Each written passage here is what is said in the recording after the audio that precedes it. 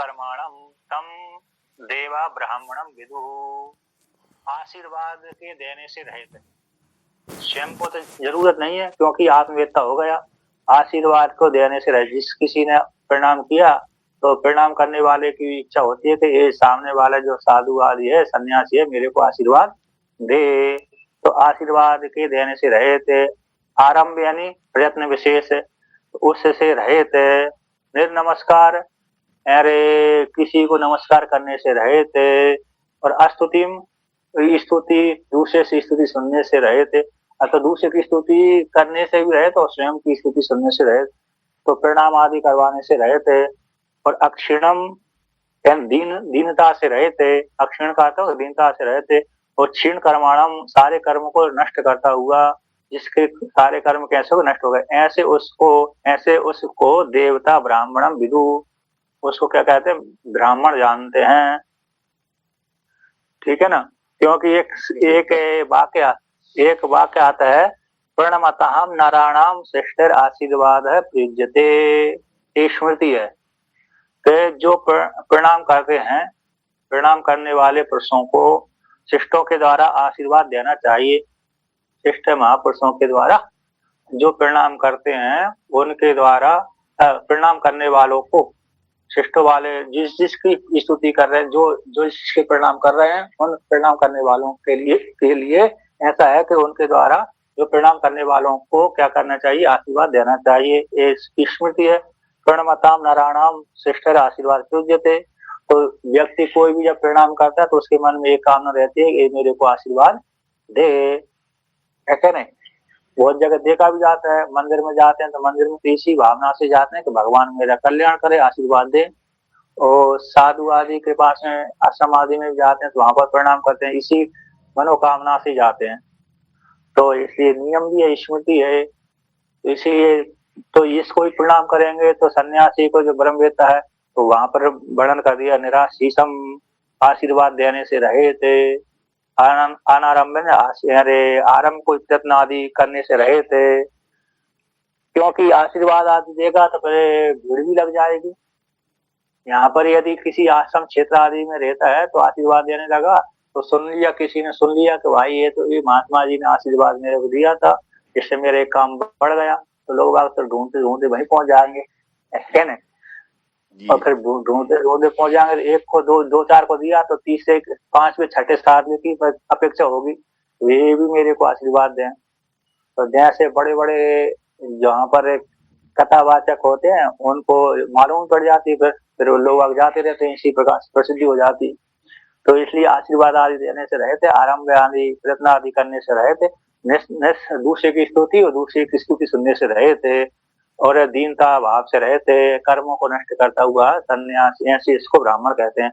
यहाँ पर जो ब्राह्मण शब्द ब्रह्मवेत्ता है, ब्रह्मवेत्ता के लिए है ये। हाँ, यहाँ पर स्मृति आई है, अरे 2 नंबर टिप्पणी के नीचे टिप्पणी में है ना, 816 में पृष्ठ पर नीचे से चौथी पंक्ति है टिप्पणी की, अलब्धा न निषीदेता काले काले अस्नम क्वचित लब्ध्वा न हृष्येद ऋतिमान ओवेहम देव तंत्रितम इति स्मृते। अरे न प्राप्त होकर के अरे विचार न करे, और काले काले अस्नम क्वचित, काल काल में असन भक्षण करना है ना। काल काल में कभी कभी व्यक्ति सन्यासी मांगने जाता ना, तो किसी काल में अरे उसको प्राप्त होता है भिक्षा, किसी काल में नहीं होता है। लब्धा न इससे धृतिमान, जो धैर्य वाला है, और यदि भोजन की प्राप्ति हो गई, कभी अच्छा प्राप्त हो गया, कभी तो ऐसे ही प्राप्त हो गया, तो ऐसे ही प्राप्त हो गया तो मन प्रसन्न नहीं होता, किंतु अच्छा प्राप्त हो गया तो न इससे, तो कहते हैं जहां पर प्राप्त हो गया, अच्छा प्राप्त हो गया भोजन, कभी कभी तो अच्छा प्राप्त हो ही जाता है। जैसे अमावस्या है, पूर्णिमा है, इस दिन तो लोग घर वाले अच्छे ही बनाते हैं, है क्या नहीं। जी। सामान्य तिथियों में तो वो ऐसे ही बना लेते हैं, अरे दाल चावल बना लेते हैं, लेकिन अमावस्या पूर्णिमा के दिन तो थोड़ा विशिष्ट भंडारे हो जाते हैं स्वामी, संन्यास आश्रम ओंकारेश्वर भंडारे। हाँ, भंडारे तो अच्छे चलते हैं, लेकिन घरों की बात कर रहा हूँ मैं, तो है कि नहीं? घरों वहां तो नित्य अमावस्या पूर्णिमा होती है, नित्य दीपावली होती है। तो कहते हैं घरों में जैसे यारे अमावस्या पूर्णिमा को थोड़ा विशिष्ट बनाते हैं, ऐसा नियम है, ऐसा लोगों के मन में रहता है। तो उस दिन अच्छा मिल जाता है, और सामान दिन में नहीं मिलता, तो सामान दिन में अच्छा नहीं मिलता तो दुखी हो जाना चाहिए, और अच्छा मिल गया उस दिन प्रसन्न हो जाना चाहिए। तो कहते हैं दोनों में ही क्या कर रहे, अरे प्रारब्ध को जाने कि देव तंत्रितम, देव अधीन है, प्रारब्ध के अधीन है। अच्छा मिल गया तो ठीक है, और नहीं मिला तो अभी ठीक है, इस प्रकार से। और क्षीण कर्मत्वम विधि निषेध अनाधीनत्वम, कहते हैं जो क्षीण कर्मत्वम विधि निषेध के अधीन न होता हुआ, और निस्त्रय गुणे पति विचरता, ये दूसरी पंक्ति दे दी है, निस्त्रय गुणे पति विचरता, ये तीनों गुणों से रहित आत्मचिंतन में चलता हुआ, है ना। पति विचरताम को विधि को निषेधा इत्यादि, इसी सुकाष्टक में आते यहाँ पे दूसरी पंक्ति जोड़ दी जाती। तो इस प्रकार से वर्णन किया, तो इसको लेकर के इसको ब्रह्मवेत्ता कहते हैं, ऐसे ब्रह्मवेत्ता को। अच्छा, यहाँ पर कहाँ से आ गया, निराशीष को लेकर के 5वीं टिप्पणी कही था। अब आगे वर्णन करते हैं, इति सर्वे कर्म अभावम दर्शेति स्मृति विदुषा, विद्वान के लिए सारे कर्मों के अभाव को दिखलाती है कौन? स्मृति। स्मृति यानी महाभारत का शांति पर्व है, 237 अध्याय का 24वां श्लोक है। तो सारे कर्म के अभाव को दिखलाती है स्मृति विदुषा, महाभारत। तो विद्वान, और आगे वर्णन करते हैं कि विद्वान लिंग वर्जित तस्मात् अलिंगो धर्मज्ञो इति च, और विद्वान कैसे लिंग से रहते हैं, जैसे लिंग, जैसे अरे विद्वान मर करके जाता है, तो अब जैसे कोई व्यक्ति जाता है एक देश से दूसरे देश को जाता है, तो उसके चिन्ह पड़ते हैं, है ना। तो चिन्ह होते हैं कि इस मार्ग से गया, जैसे व्यक्ति का कोई पशु हो जाता है तो चिन्ह को देख करके वो जान लेता है। जैसे भगवान श्री कृष्ण ने अरे प्रसेन को खोज लिया था कि शेर ने यहाँ पर शिकार खेलने के लिए गया था, इसके पश्चात शेर ने उसको मार दिया, शेर के पश्चात फिर उसको भालू ने मार दिया, भालू के पश्चात फिर उसको मणि उनको प्राप्त हो गई। तो पैर के चिन्हों को तो लेकर के हो जाता, यद्यपि भगवान तो जानते थे मर गया ये, लेकिन फिर लोगों को दिखलाने के लिए समूह को साथ लेकर के पैरों को चिन्ह देख करके ही उन्होंने खोजा था। तो इसलिए, किंतु जो जैसे सामान्य व्यक्ति को पैरों को चिन्ह देख करके खोज लिया जाता है, उसी प्रकार से क्या विद्वानों का भी चिन्ह पड़ता है जाते समय, तो विद्वानों को नहीं पड़ता। जैसे आकाश में चलने वाले पक्षी का कोई चिन्ह नहीं होता, समुद्र नदी में रहने वाली मछलियों का पैर का चिन्ह नहीं पड़ता, उसी प्रकार से विद्वान के भी चिन्ह नहीं पड़ता। विद्वान लिंग वर्जिता, जब विद्वान यहाँ से ब्रह्म में लीन हो जाता है, गमन करता है परमात्मा में, तो उसका कोई लिंग नहीं देता, न तस्य प्रतिमा अस्ति। तो विद्वान लिंग से वर्जित, तस्मात् इसी अलंगो, लिंग से रहित, चिन्ह से रहित, धर्मज्ञ, है ना, धर्मज्ञ जो ब्रह्मवेत्ता है, इति च, इस श्रुति भी है। अब यहाँ पर कहते हैं तस्मात् परम हंस पारिव्राज्य में व्युत्थान लक्षणम प्रतिपद्यता आत्मवित्त सर्व कर्म साधन परित्याग रूपम इति, इसी हेतु से परमहंस परिव्राज्य ही, जो परमहंस परिव्राज्य को ही, है ना, व्युत्थान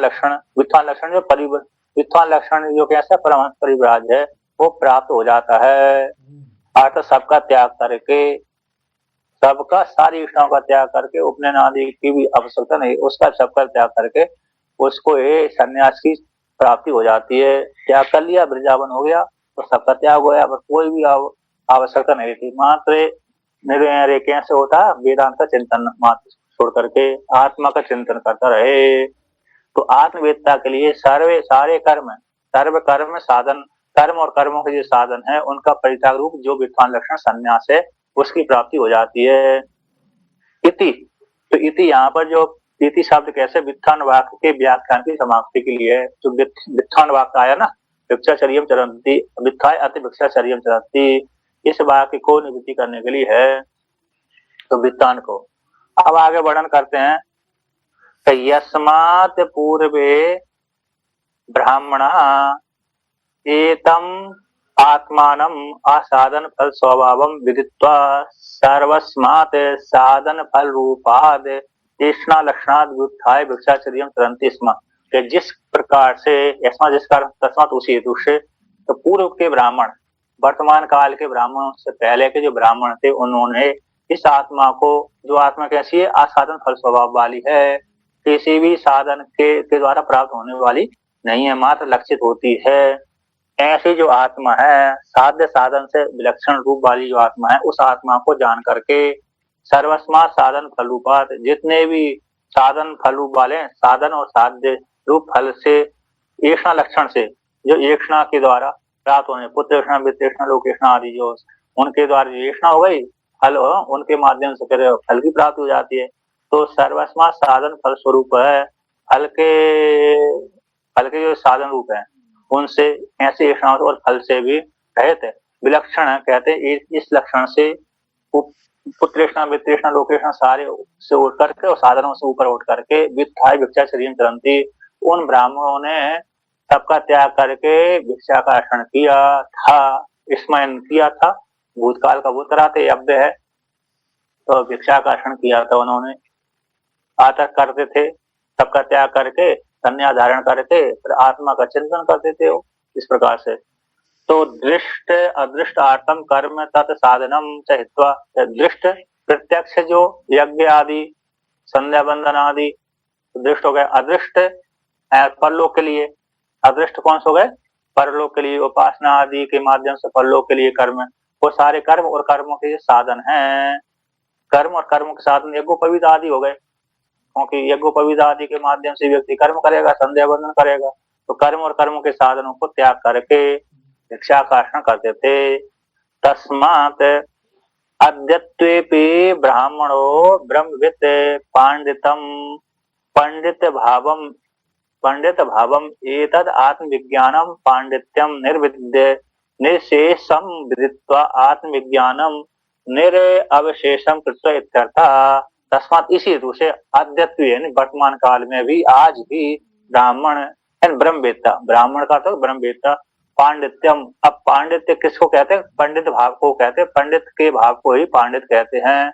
सद असद विवेकनी बुद्धि पंडा तस्य संजाति थी पंडित, पंडित के भाव को ही पंडित है, जो सद असद विवेक रखता है, सद असद बुद्धि जिसके पास में, ये ठीक है ये ठीक नहीं है, उसी को बोलते हैं पंडा, और पंडा को ही पंडित बोलते हैं, और पंडित के भाव को ही पांडित्य बोलते हैं।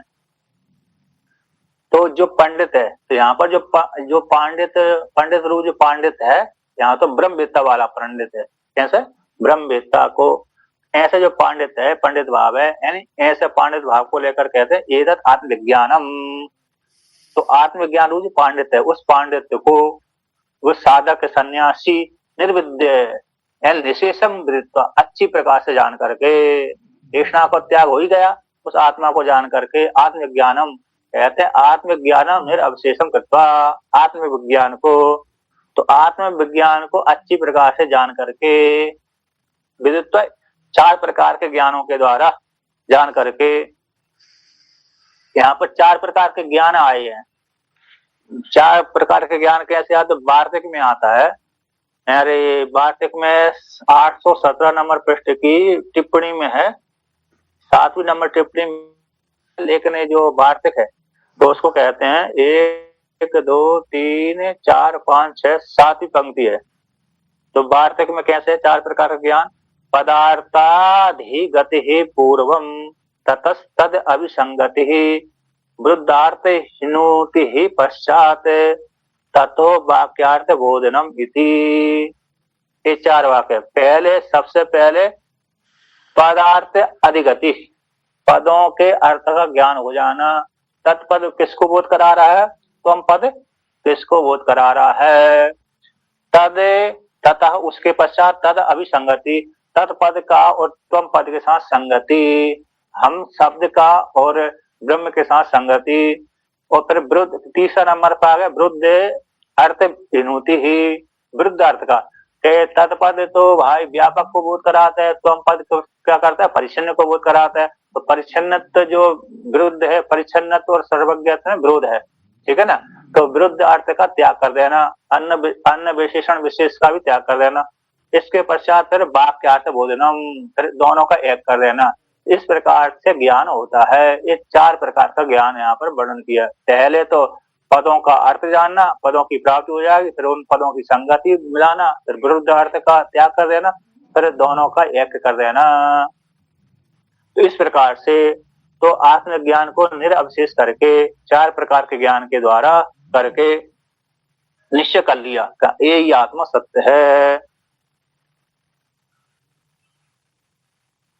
इसमें 7 नंबर जो टिप्पणी में विस्तार पूर्वक दिया है। इस प्रकार से ऐसे आत्मज्ञान को करके यानी पांडितम श्रवणम करते, कैसे श्रवण हो गए, तो कैसे करके भाई कि आत्मा के विज्ञान को अच्छी प्रकार से जान करके, किसके द्वारा, उसमें हेतु देते हैं। उसमें क्या देते हैं, हेतु देते हैं।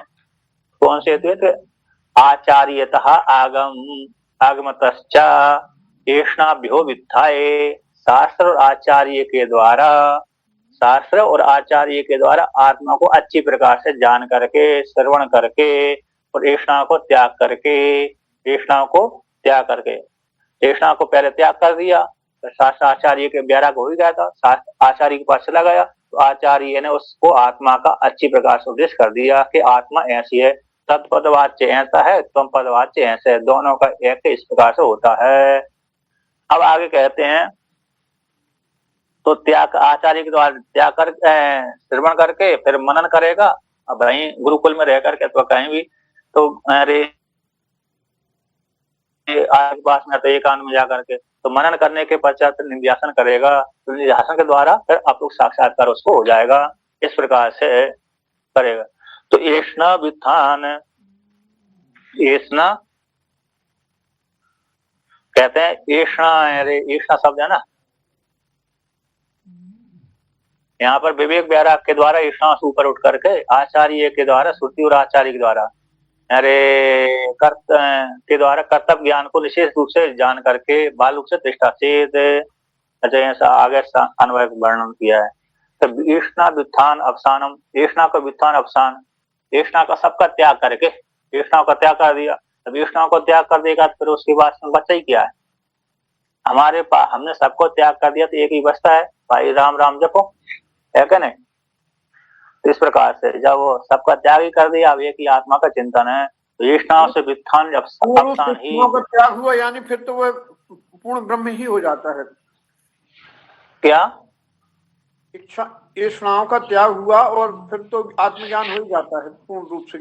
हाँ, ऐष्णा को त्याग कर दिया तो एक ही उसको लिए शेष बचता है आत्मा का चिंतन। यदि ऐष्णा को त्याग करने के पश्चात भी चिंतन नहीं किया तो फिर नहीं होगा। तो पूर्ण ब्रह्म न होती बीच बीच में, क्योंकि आपने देखा होगा ना बहुत से साधक रहते हैं ना, अरे भगवान की सेवा करते रहते हैं तो लेकिन उनकी इच्छा भी कोई नहीं है कि हमको लोग फल की प्राप्ति हो, दर्शन दे, लेकिन सेवा करते रहते हैं, फिर भी उनके मन में ये भावना नहीं होती कि हम वेदांत चिंतन करें। यद्यपि उनके मन में ऐसी कोई कामना नहीं है कि हमको लोग विशेष फल की प्राप्ति हो, भगवान दर्शन दे, ये भी नहीं है, किंतु फिर भी पूजा पाठ तो करते रहते हैं, भजन भी करते रहते हैं, लेकिन हमको भगवान का स्वरूप ही जाने, भगवान का स्वरूप जाने इसका भी ज्ञान उनकी इच्छा नहीं होती। तो हम अपने स्वरूप जाने इसकी भी इच्छा नहीं होती। तो इसलिए सब ऐष्णा का त्याग हो जाने के पश्चात आत्मा का चिंतन नहीं किया। कर्म क्यों हो, स्वरूप ही चीज है, स्वरूप की पहचान होने पर कर्म फिर अकर्म हो जाते हैं। हाँ, तो बहुत से अधिकारी तो वर्णन मतलब ये नहीं सोचते कि हमको आत्म स्वरूप जाने, अपने आप को जाने, लेकिन वो करते रहते हैं। तो यहाँ पर कहते हैं कि ऐष्णा का व्युत्थान अवसान ही तद पांडित्यम, ऐष्णा को त्याग का अवसान, ऐष्णा को ऊपर उठ जाना, वो अवसान क्या है, पांडित्य भाव है। यदि ऐष्णा को त्याग नहीं किया तो फिर व्यक्ति के मन में कर्तव्य शेष बना रहता है। अब ऐष्णा को त्याग कर दिया तो फिर वो क्या करेगा, तो अपने आप स्वरूप को जानने के लिए प्रयत्न करेगा। यहाँ इसलिए वर्णन कर दी ऐष्णा से व्युत्थान अवसान ही पांडित्य भाव है, पांडितम। तो ये था जिस प्रकार से शास्त्र त्याग करके शास्त्र आचार्य के पास, श्रुति शास्त्र आचार्य के पास चला गया, आचार्य श्रुति का उपदेश कर दिया। तो ऐष्णा, अब कहते हैं ऐष्णा तिरस्काराद, ऐष्णा तिरस्कार उद्भवत्वाद, ऐष्णा विरुद्धत्वात्, कहते हैं ऐष्णा के तिरस्कार हो जाने से, ऐष्णा के तिरस्कार के उद्भव से जो पांडित्य में ऐष्णा का साथ विरोध होता है, कैसा पांडित भाव जब प्राप्त हो तो ऐष्णा विरुद्धत्वात्, ऐष्णा के साथ इस पांडित भाव का, पांडित्य आत्मज्ञान का विरोध होता है। ऐष्णा तो अज्ञान है और पांडित्य यानी आत्मज्ञान, आते इसके ज्ञान और अज्ञान का विरोध होता है। तो ऐष्णाम अतिरस्कृत्य न ही आत्म विषयस्य पांडित्यस्य उद्भव इति आत्मज्ञानेन एव विहितम ऐष्णा व्युत्थानम, आत्मज्ञान समान कर्तिका त्वा प्रत्यय उपादान लिंग श्रुत्वा दृढ़ीकृतम, कहते ऐष्णाओं का त्याग न करके, ऐष्णाओं का त्याग न करके ही, क्योंकि आत्म विषयस्य पांडित्यस्य, आत्मा को विषय करने वाला पांडित रूप जो ज्ञान है उसकी उद्भव नहीं हो सकती, उत्पत्ति नहीं हो सकती। आत्मा के स्वरूप को बोध कराने वाला जो आत्मज्ञान है वह यदि ऐष्णा को त्याग नहीं करेगा तो ज्ञान की उत्पत्ति नहीं हो सकती। इसी हेतु से इन ऐष्णाओं को पुत्रैष्णा, वित्तैष्णा और लोकेष्णा उपलक्षित सारी ऐष्णाओं का त्याग करके क्या करे, आत्मा का चिंतन करे। इसी आत्मज्ञान के द्वारा ही, आत्मज्ञान के द्वारा विहित जो ऐष्णाओं का व्युत्थान, एसम वैतम आत्मानम विदित्वा, इस आत्मा को जान करके फिर ऐष्णाओं को त्याग करे। तो आत्मा जिसको वर्णन किया है, जिस अधिकारी को कहा है तुम आत्मा को जान करके ऐष्णाओं को त्याग करके, तो समान आत्मज्ञान, आत्मज्ञान समान कर्तव्य। तो यहाँ पर एतम वैतम आत्मानम उस साधक के लिए वर्णन कर दिया, मोक्षों के लिए, उस आत्मा को जान करके, ठीक है ना। तो जान विदित्वा, तो विदित्वा में त्वा प्रत्यय, किसमें है, विदित्वा में त्वा प्रत्यय, विधि ज्ञान धातु से त्वा प्रत्यय करके विदित्व बन गया। तो आत्मा को जान करके, तो पुत्रैष्णा, वित्तैष्णा, लोकेष्णा याश्च, पुत्रैष्णा याश्च, वित्तैष्णा याश्च, लोकेष्णा याश्च, अतः वित्थाय, तो वित्थाय में भी त्वा को लेप होकर के त्वा प्रत्यय, तो उसी जिसको वर्णन आत्मा को जाना था उसने, उसी के लिए श्रुति ने 2 बार का वर्णन कर दिया। वित्थाय ऊपर उठ करके, त्याग करके, तो यहाँ पर भी तो आया है ना। तो त्याग करके, तो एक ही जिसको आत्मा का बोध किया था उसी के लिए यहाँ पर उसी का वर्णन, उसी अधिकारी के लिए उपदेश किया। इसे त्वा प्रत्यय की उपादान रूप लिंग से श्रुति के द्वारा दृढ़ बनाया, निश्चय किया गया कि हाँ, इन ऐष्णा को त्याग करके, आत्मा को जान करके, प्रकृति जान करके, शास्त्राचार्य के माध्यम से, और फिर ऐष्णा को त्याग करके संन्यास धारण करके आत्मा का चिंतन करे। अब यहाँ पर कहते हैं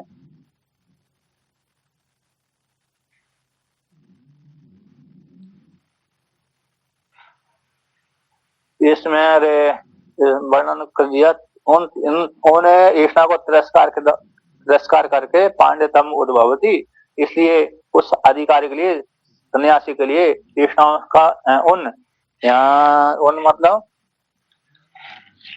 पांडित्य का ऐष्णाओं के साथ विरोध होता है।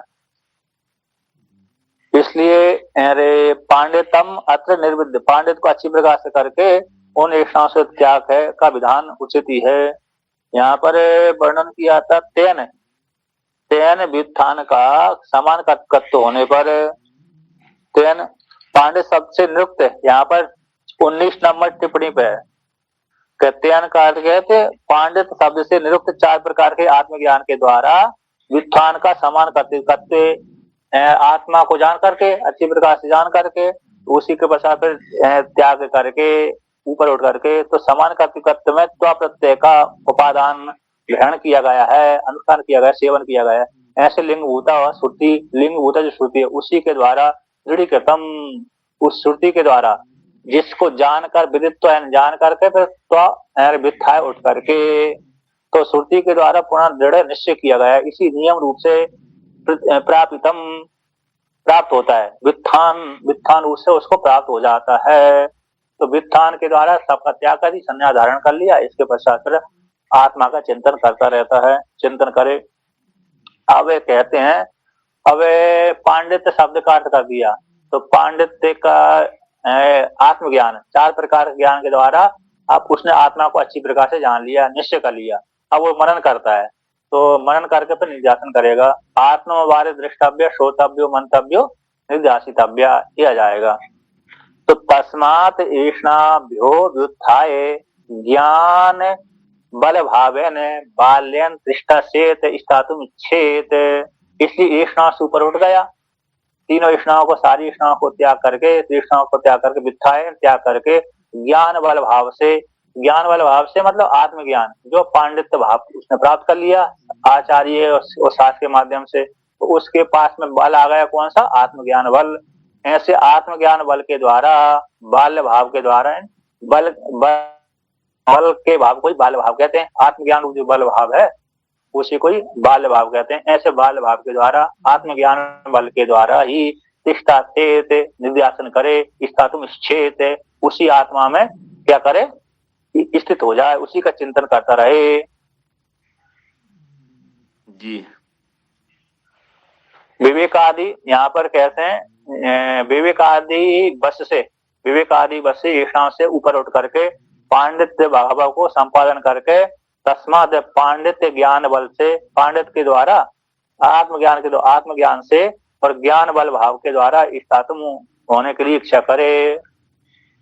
ऐसा ठीक हम वर्णन इस प्रकार से जोड़ लेना चाहिए। अब आगे वर्णन करते हैं कि साधन फल आश्रयम ही बलम इत्रेशम अनात्मवेदाम, के आत्मवेदताओं का बल क्या है और अनात्मवेदताओं का बल क्या है? कि अनात्मवेदताओं का तो बल तो है कि साधन फल के आश्रय ही उनका अनात्मवेदताओं का आश्रय है। इत्रेशम अनात्मवेदताओं को बल क्या है? कि साधन फल के, साधनों के फल का आश्रय करना। इस साधन के द्वारा हमको उस फल की प्राप्ति हो जाएगी। जैसे व्यक्ति के मन में, व्यक्ति के जेब में यदि पैसा है, धन है, तो धन है तो कहता है मैं तो बहुत धनाढ्य, मेरे पास में धन के द्वारा मैं सब कुछ प्राप्त कर लूंगा, तो उसको बल कौन हो गया? धन ही मात्र बल हो गया। तो अज्ञानी का जो बल होता है, साधन के फल का आश्रय करना, यही उसका अज्ञानी का बल है। किंतु जो ब्रह्मवेत्ता का बल तो आत्मबल, आत्मज्ञान बल है। यद्यपि उसके पास में कोई संपत्ति नहीं है, मात्र आत्मज्ञान बल है, तो उसी के द्वारा वो बलवान होता है। तो अज्ञानी का बल तो कैसे हो गया? यही बल हो गया, साधनों के फल का आश्रय करना। तो तदबलम जो अज्ञानियों का जो बल था कि साधन के द्वारा मैं उस फल को प्राप्त कर लूंगा, तो साधन का फल के आश्रय करना, तो उस बल को त्याग करके, अज्ञानियों के बल को त्याग करके विद्वान साधन, विद्वान साधन फल स्वरूप आत्मविज्ञानम ए बलम तदभावम केवलम आश्रयेत। उस अज्ञानियों के बल को त्याग करके विद्वान असाधन फल स्वरूपात, जो वहां पर विद्वान में जो नकार उत्तरवर्ती आकार है उसको निकाल दिया, तो कहते हैं असाधन फल रूप आत्मविज्ञान रूप जो बल है ब्रह्मवेत्ता, उसी बल को, उस बल के भाव को ही कहते हैं बाल्य। केवल उसी आत्मविज्ञान रूप बल को ही आश्रय करे, आश्रय करके स्थित रहे। तद आश्रय, तो जो किसी साधन के फल रूप नहीं है, ऐसे आत्मज्ञान रूप जो बल है। के शंकराचार्य जी कहते, बोले ये आत्मबल, बोले एटम बम से भी ज्यादा बलशाली है, बोले। हाँ, तो वो तो यही, आप जैसे अरे आत्मबल हो गया, जैसे जिसका त्राटक सिद्ध होता है कि नहीं होता है। अब त्राटक सिद्ध हो गया, अथवा जो योगी है, अब एटम बम आ रहा है, वो एटम बम किसी ने छोड़ भी दिया तो आकाश में स्थित हो जाएगा, इसने संकल्प कर दिया। तो जो आत्मबल तो कैसा होता है? सत्य संकल्प होता है। तो सत्य संकल्प जैसा बोले कि वैसी क्रिया पदार्थ को परिवर्तन होना पड़ेगी वहां पर, वस्तु को, इसलिए वो सबसे बलवान होता है आत्मबल। जैसा योगी बोलेगा ना, योगी में तो वही तो बल है, आत्मबल ही, तभी तो जो बोलता वही हो जाता है। अब बहुत से चाहे कितने ही बम फोड़ दो, आकाश से ऊपर से गिरा दो, लेकिन योगी ने संकल्प कर आपकी जगह फूल कर दिए थे ना स्वामी जी, आपने बताई थी दास्तान। हाँ, कुमारिल भट्ट ने कर ही दिया था, सर्प को यारे माला में परिणत कर दिया। जैसे वहां पर भी है ना, जैसे पाकिस्तान में और भारत की जो सीमा पे ना एक देवी का मंदिर है, बोल रहे वहां पर बम गिराए थे तो बम मंदिर के पास में आकर के वही बन गए, तनोट माता। हाँ हाँ, जो भी है, तो वो वहां पर वो बम यदि इधर वहां से मंदिर के दूर गिरते तो फूट जाते थे, लेकिन मंदिर के पास में आकर वही बम जड़ बन गए। जड़ तो पहले से ही थे, लेकिन फूटे नहीं, है क्या नहीं? तो जो बल ही तो था उनका, आत्मबल। इसलिए तो यहाँ पर कहते हैं कि उसी आत्मबल के द्वारा, कहते तद आश्रयण, उस आत्मबल को आश्रय हो जाने पर तो करणानि ऐष्णा विषय एनम हृत्वा स्थातुम न उत्सयन्ते। जिस साधक ने आत्मबल का आश्रय लिया, तो आत्मबल के आश्रय हो जाने पर जो साधक की जो सन्यासी की जो इंद्रियां है, जिससे सन्यासी का आत्मबल ही है, तो आत्मबल वाले सन्यासी की जो इंद्रियां है, कैसी इंद्रियां? वे इंद्रियां ईष्णा विषय में, ईष्णा के विषय में, ईष्णा के जो विषय कौन हो गए? भोगना, है कि नहीं? किसी फल की इच्छा करना, ईष्णा के विषय में इस साधक सन्यासी को हित्वा ले जा करके, वहां पर ले जा करके हित्वेन हरण करके इसका तुम न उसनते, विस्तार करने के लिए समर्थ नहीं होती, क्योंकि उसको बल कौन सा हो गया? आत्मबल है। आत्मबल के द्वारा वह इंद्रिय यदि चली गई देखने के लिए, जैसे चक्षु है, कोई हमारे सामने आ गया तो रूप तो देखेंगे भाई, है कि नहीं? ऐसा तो नहीं कह सकते कि हमने इसको देखे नहीं, और देख भी लेते व्यक्ति, तो देख लेता है तो फिर लगातार देखना होगा, फिर वो दोष का हेतु हो गया। एक बार देख लिया तो कोई समस्या नहीं है, लेकिन लगातार बार देखेंगे उसी में, फिर दोष का वो हेतु बनता है। किंतु जिसको आत्मज्ञान का आश्रय है, ऐसा व्यक्ति के सन्यासी के अथवा अधिकारी को, तो वे इंद्रिय यदि एक बार चली गए तो वहां से उसी स्थान पर स्थिर रहने के लिए समर्थ नहीं होती, तुरंत ही हट जाती हैं। तो कहते हैं अब ज्ञान बल, अब अज्ञानी को लेकर कहते हैं, तो ज्ञान बल हीनम ही मूढ़म दृष्ट अदृष्ट विषयायाम दो याम है ना, विषयायाम ऐष्णायाम एव एनम करणानि नियोजयन्ति।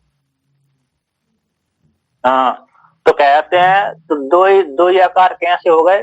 कहते हैं दो आकार सप्तमी व्यक्ति को लेकर के हो गए कि अज्ञानी जो ज्ञान बल से हीन है। अज्ञानी कैसे है? ज्ञान बल से हीन जो अज्ञानी है, मूढ़ है, मूढ़ शब्द का अज्ञानी अर्थ कर दिया। अविवेकी, ऐसे जो अविवेकियों को दृष्ट के विषय में और अदृष्ट के विषय में, दृष्ट तो प्रत्यक्ष हो गई, रूप आदि हो गया, तो दृष्ट के विषय में और अदृष्ट के विषय में, तो ईष्णा की जो विषय है, ईष्णा के विषयों में, तो इस अज्ञानियों को उसकी जो करणानी इंद्रियां हैं नियोजयंती, जबरदस्ती लगा देती हैं, नियोजयंती लगा देती है जबरदस्ती, क्योंकि अज्ञानी का बल तो आत्मज्ञान बल नहीं है। अज्ञानी का बल तो कौन है? धन संपत्ति आदि है, साधनों के फल ही है, वो बल है। इसलिए उस अज्ञानी की इंद्रियां तो कैसी हो जाती है? जबरदस्ती। यदि उसने कोई रूप देख लिया अच्छा, तो बार बार उसी रूप को देखने की इच्छा करता है। जैसे राग होता है ना व्यक्ति के मन में, कोई ना कोई तो राग बैठा रहता है, उस राग के लिए व्यक्ति बार बार प्रयत्न करता ही रहता है। तो अज्ञानी की वो इंद्रियां जबरदस्ती उसको ले जाती हैं। इसीलिए तो कहते हैं तो जिसके पास बल नहीं है वो आत्मा को प्राप्त नहीं कर सकता है। उसी को लेकर यहाँ पर कहते हैं कि बलम नाम आत्म विद्या अशेष विषय दृष्टि तस्करणम। बल को कहते हैं आत्म विद्या के द्वारा अशेष विषय की दृष्टि का जो विषय संबंध दृष्टि है, विषय संबंधी दृष्टि है, उसका तिरस्कार करना आत्मबल कहलाता है। बल नाम हो गया आत्म विद्या के द्वारा अशेष विषय की दृष्टि का तिरस्कार करना। अतः इस हेतु से तद भावेन बालेन तिष्ठते थे, तो बल के भाव कोई बाल भाव है, तो विषय त्याग की जो दृष्टि है यही वाला बल है होना चाहिए ना स्वामी जी। हाँ, आत्मज्ञान के द्वारा बलराम यहाँ पर किया आत्मविद्या के द्वारा अशेष विषय संपूर्ण, अशेष बोलिए संपूर्ण, संपूर्ण विषय के प्रति जो दृष्टि जा रही थी उस दृष्टि को तिरस्कार कर देना, त्याग कर देना जी। तो उसी बल के भाव को ही कहते हैं बाल्य भाव है। बल को जो आत्मज्ञान उज्ज्वल है उसी की भावना को कहते हैं भाव, है ना, उसका स्वरूप है ना, स्वभाव है। ऐसे बाल भाव के द्वारा मनन के द्वारा तिष्ठा से निध्यासन करे। तो पहले श्रवण कर दिया तो बाल भाव काट हो गया मनन, मनन के द्वारा फिर क्या करे निध्यासन करे तो आपको साक्षात्कार हो जाएगा। ब्रह्मवेत्ता के लिए जो ब्रह्म ज्ञान होगा उसके लिए तो कोई है ही नहीं, किंतु जो विविध सन्यासी है उसके लिए, अधिकारी के लिए है। अब कहते यहाँ पर श्रुति प्रमाण देते हैं, श्रुति स्मृति प्रमाण कहते तथा उसी प्रकार से कैसे के अरे तथा यथा कहते हैं यथा आत्मबलेन ज्ञान बलेन विषय मुखी दृष्टि तिरस्कृति इतियावत, कि ज्ञान बल के द्वारा विषय की ओर अभिमुखी जो दृष्टि है उसका तिरस्कार करना चाहिए। तथा उसी प्रकार से आत्मना बिंदते वीर्यम, आत्मा के द्वारा वीर्य को प्राप्त करता है। तो यहाँ पर आत्मा के द्वारा कौन सी आत्मा है भाई, के आत्मा शब्द यहाँ पर किसका है, विज्ञान अतिशय। आत्मा शब्द किसका है, विज्ञान अतिशय। तो टीका में अर्थ किया आत्मा यानी तद विज्ञान, आत्मा को विषय करने वाला विज्ञान, उस विज्ञान की अतिशय रूप से